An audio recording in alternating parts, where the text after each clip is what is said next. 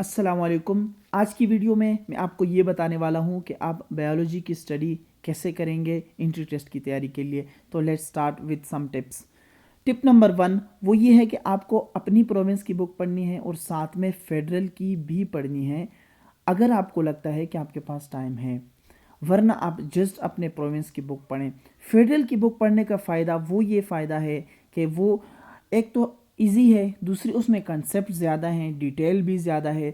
तो हो सकता है कि जो एक्स्ट्रा पॉइंट जो आपकी बुक में नहीं है वो उस बुक से क्लियर हो जाएं। तो आप प्रिपेयर फॉर द वर्स्ट।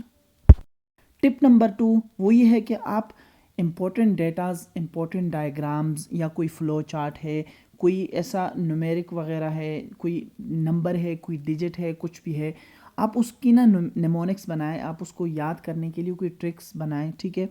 अब जैसा कि फॉर एग्ज़ाम्पल आप कोई इंपॉर्टेंट चीज़ें जैसा कि मैंने इस एग्जांपल में बताई हैं कि amount of energy produce by the break down of ATP molecule into ADP and phosphate, तो वो 7 किलो कैलोरीज है। अब ये जो है ये आपको किसी ना किसी तरह ये इन्फॉर्मेशन याद होनी चाहिए, क्योंकि ये एक बहुत इंपॉर्टेंट बात है, ठीक है। ये एक इंपॉर्टेंट डेटा है, ठीक है। इसके अलावा कैटालेज जो एंजाइम है उसकी जो पीएच है वो 7 है।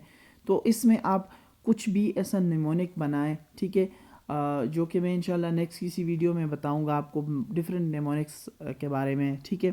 तो ये टिप नंबर 2 आपने ज़रूर याद रखनी है। टिप नंबर 3 वो ये है कि आपको डायग्राम्स, वैल्यूज़, फ्लो चार्ट, की point, tidbit for your information के जितनी भी चीज़ें आपकी बुक में मौजूद हैं, एडिशनल कुछ भी लिखा हुआ है, कुछ हाईलाइटेड है, कुछ डायग्राम के अंदर है, कुछ जो है वो डार्क हुआ है, वो आपने ज़रूर याद करना है। वो हाईली जो है वो होता है कि वो एक्सपेक्टेड ये किया जाता है कि उसमें से एमसीक्यू ज़रूर बनता है, ठीक है। वो हाई यील्ड किस्म की नॉलेज होती है, तो ये ज़रूर करें।